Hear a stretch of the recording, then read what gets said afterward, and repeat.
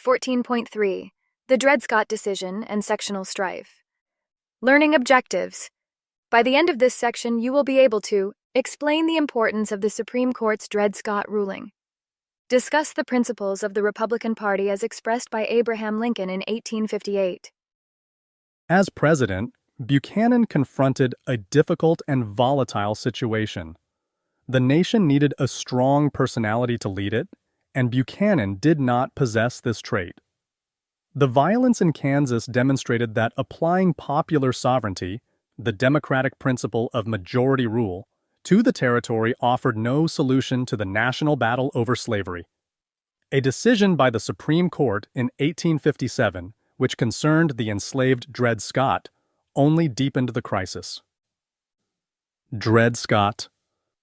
In 1857, just days after President Buchanan took the oath of office, the Supreme Court ruled in Dred Scott v. Sanford. Dred Scott, born with slave status in Virginia in 1795, had been one of the thousands forced to relocate as a result of the massive internal slave trade and taken to Missouri, where slavery had been adopted as part of the Missouri Compromise. In 1820, Scott's owner took him first to Illinois and then to the Wisconsin Territory. However, both of those regions were part of the Northwest Territory, where the 1787 Northwest Ordinance had prohibited slavery. When Scott returned to Missouri, he attempted to buy his freedom. After his owner refused, he sought relief in the state courts, arguing that by virtue of having lived in areas where slavery was banned, he should be free. In a complicated set of legal decisions, a jury found that Scott, along with his wife and 2 children, were free. However, on appeal from Scott's owner, the state superior court reversed the decision, and the Scotts remained enslaved. Scott then became the property of John Sanford. His name was misspelled as Sandford in later court documents, who lived in New York. He continued his legal battle, and because the issue involved Missouri and New York, the case fell under the jurisdiction of the federal court. In 1854, Scott lost in federal court and appealed to the United States Supreme Court. In 1857, the Supreme Court, led by Chief Justice Roger Taney, a former slaveholder who had freed those he had enslaved, handed down its decision. On the question of whether Scott was free, the Supreme Court decided he remained enslaved.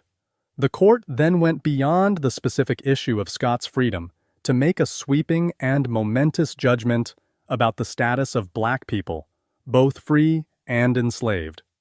Per the court, black people could never be citizens of the United States. Further, the court ruled that Congress had no authority to stop or limit the spread of slavery into American territories. This pro-slavery ruling explicitly made the Missouri Compromise unconstitutional. Implicitly, it made Douglas's popular sovereignty unconstitutional. The Dred Scott decision infuriated Republicans by rendering their goal, to prevent slavery's spread into the territories, unconstitutional. To Republicans, the decision offered further proof of the reach of the South's slave power, which now apparently extended even to the Supreme Court. The decision also complicated life for Northern Democrats, especially Stephen Douglas, who could no longer sell popular sovereignty as a symbolic concession to Southerners from Northern voters. Few Northerners favored slavery's expansion westward. Defining American. Roger Taney on Dred Scott v. Sanford. In 1857, the United States Supreme Court ended years of legal battles when it ruled that Dred Scott, an enslaved person who had resided in several free states, should remain enslaved. The decision, written by Chief Justice Roger Taney, also stated that black people could not be citizens and that Congress had no power to limit the spread of slavery. The excerpt below is from Taney's decision. A free Negro of the African race, whose ancestors were brought to this country and sold as slaves, is not a citizen within the meaning of the Constitution of the United States. The only 2 clauses in the Constitution which point to this race treat them as persons whom it was morally lawfully to deal in as articles of property and to hold as slaves. Every citizen has a right to take with him into the territory any article of property which the Constitution of the United States recognizes as property. The Constitution of the United States recognizes slaves as property and pledges the federal government to protect it, and Congress cannot exercise any more authority over property of that description than it may constitutionally exercise over property of any other kind. Prohibiting a citizen of the United States from taking with him his slaves when he removes to the territory is an exercise of authority over private property which is not warranted by the Constitution, and the removal of the plaintiff, Dred Scott, by his owner to that territory gave him no title to freedom. How did the Supreme Court define Dred Scott? How did the court interpret the Constitution on this score? The Lincoln-Douglas debates.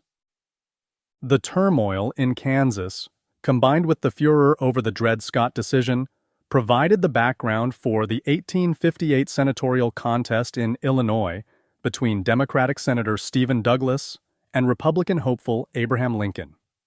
Lincoln and Douglas engaged in 7 debates before huge crowds that met to hear the two men argue the central issue of slavery and its expansion.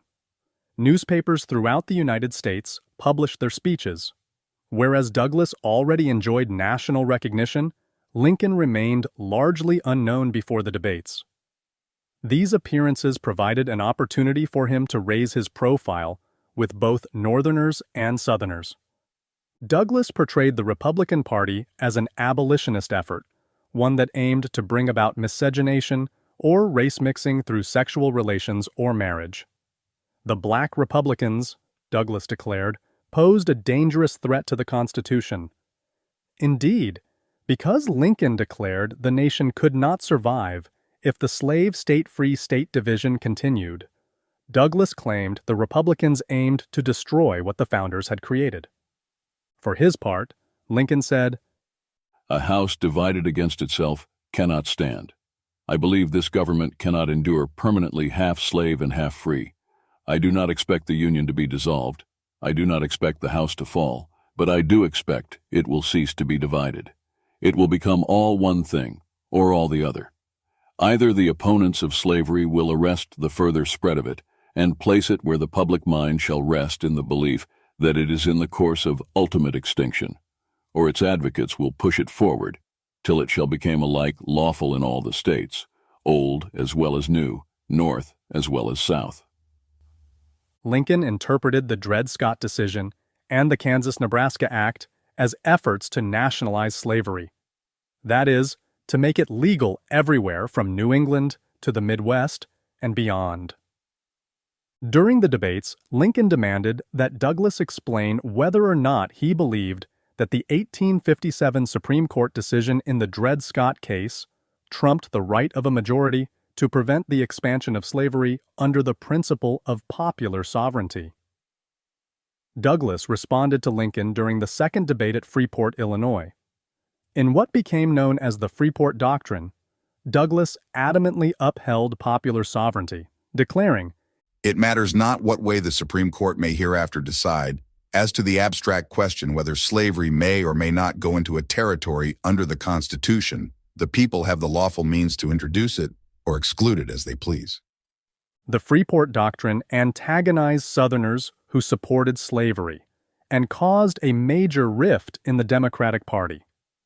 The doctrine did help Douglas in Illinois, however, where most voters opposed the further expansion of slavery. The Illinois legislature selected Douglas over Lincoln for the Senate, but the debates had the effect of launching Lincoln into the national spotlight. Lincoln had argued that slavery was morally wrong, even as he accepted the racism inherent in slavery. He warned that Douglas and the Democrats would nationalize slavery through the policy of popular sovereignty. Though Douglas had survived the Senate election challenge from Lincoln, his Freeport Doctrine damaged the political support he needed from the Southern Democrats. This helped him to lose the following presidential election, undermining the Democratic Party as a national force. Defining American. The Lincoln-Douglas debates. On August 21, 1858, Abraham Lincoln and Stephen Douglas met in Ottawa, Illinois for the first of 7 debates. People streamed into Ottawa from neighboring counties and from as far away as Chicago. Reporting on the event was strictly partisan, with each of the candidates' supporters claiming victory for their candidate. In this excerpt, Lincoln addresses the issues of equality between black and white people. Anything that argues me into his idea of perfect social and political equality with the Negro is but a specious and fantastic arrangement of words. I have no purpose, directly or indirectly, to interfere with the institution of slavery in the states where it exists. I believe I have no lawful right to do so, and I have no inclination to do so. I have no purpose to introduce political and social equality between the white and the black races. There is a physical difference between the two, which, in my judgment, will probably forever forbid their living together upon the footing of perfect equality. I, as well as Judge Douglas, am in favor of the race to which I belong having the superior position. Notwithstanding all this, there is no reason in the world why the Negro is not entitled to all the natural rights enumerated in the Declaration of Independence, the right to life, liberty, and the pursuit of happiness. I hold that he is as much entitled to these as the white man. In the right to eat the bread, without the leave of anybody else, which his own hand earns, he is my equal and the equal of Judge Douglas, and the equal of every living man. Lincoln's speech on August 21, 1858, in Ottawa, Illinois. How would you characterize Lincoln's position on equality between black and white people? What types of equality exist according to Lincoln?